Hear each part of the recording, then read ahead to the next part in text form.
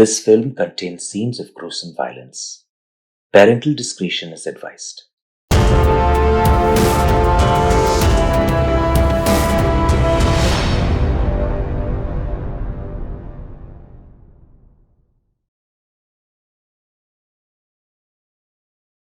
Once upon a time, there was a little boy upon whom his mother and father showered nothing but love. He had his own little room in a big house in a very normal neighborhood. He wanted for nothing.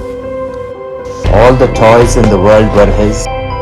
All the paints, all the books, papers, pens, all the seeds of creativity were implanted in him from an early age, and it was writing that became his first love. Short stories, fairy tales, little novels,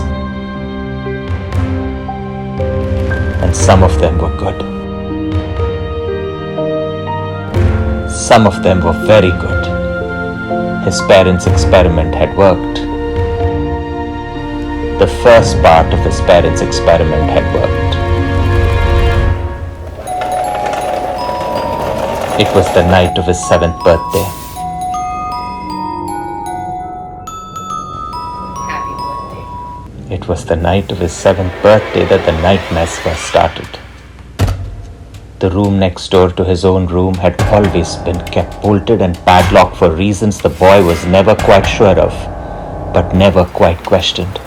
Until the low whirring of drills, the scritchety scratch of bolts being tightened, and the muffled screams of a small, gagged child began to emanate through its thick brick walls on a nightly basis. What were all those noises last night, Mama?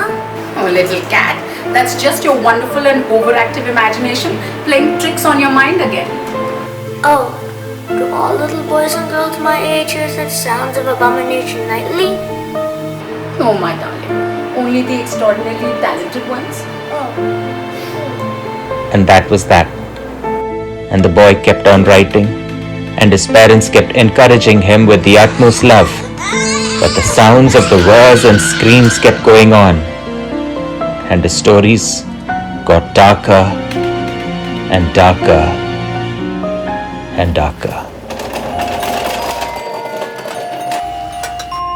It was on the day of his 14th birthday. It was on the day of his 14th birthday. Happy birthday. A day he was waiting to hear results of a story competition he was shortlisted for, that a note slipped out from under the door of a locked room. A note which read, "They have loved you and tortured me for 7 straight years for no reason other than as an artistic experiment. An artistic experiment which has worked.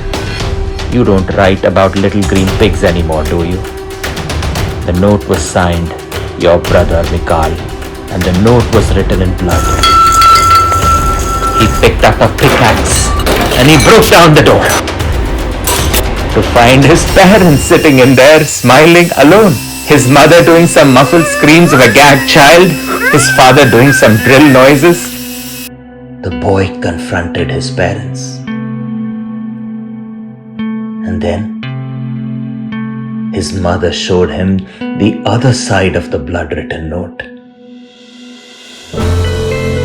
and found out he had won the first prize in the short story competition.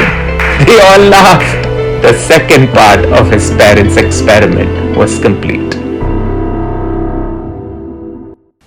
They moved house soon after that, and though the nightmare sounds had ended, his story stayed strange and twisted, but good, and he was able to thank his parents for the weirdness they'd put him through. And years later, on the day that his first book was published, he decided to revisit his childhood home for the first time since he had left. He idled around his old bedroom, and all the toys and paints still littered around there that had made writing his first love.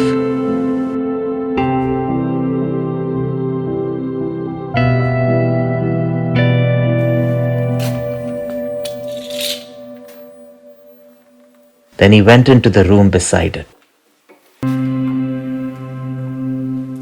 that still had the old, dusty drills and padlocks, an electrical cord lying around. And he smiled. And he smiled at the insanity of the very idea of it all. But he lost his smile when he came across the corpse of a 14-year-old child that had been left to rot in there, barely a bone of which wasn't broken or buried, in whose hands there lay a story, scrawled in blood. And the boy read that story. No, please, no, please, no.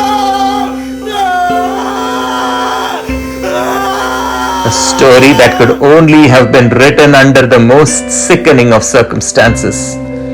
And it was the sweetest, gentlest thing that he had ever come across. But what was even worse, it was better than anything he himself had ever written.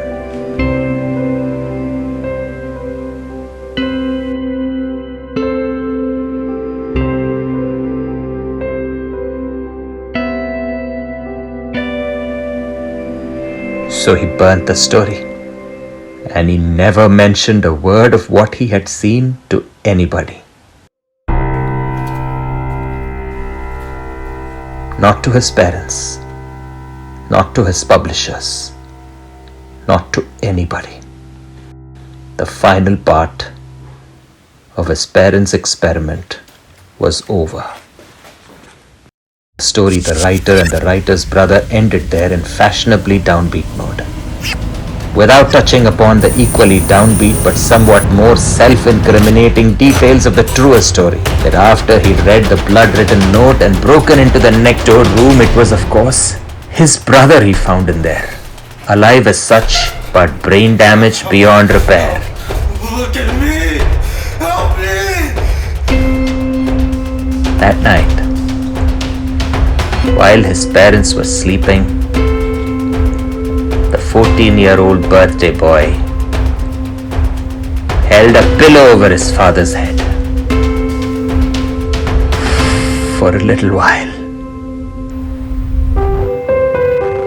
And after waking his mother a moment, just to let her see her dead blue husband, he thanked her for sowing the seeds of creativity in him from an early age.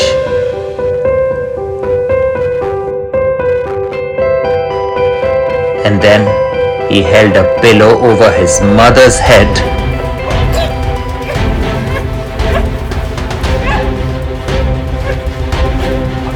for a little while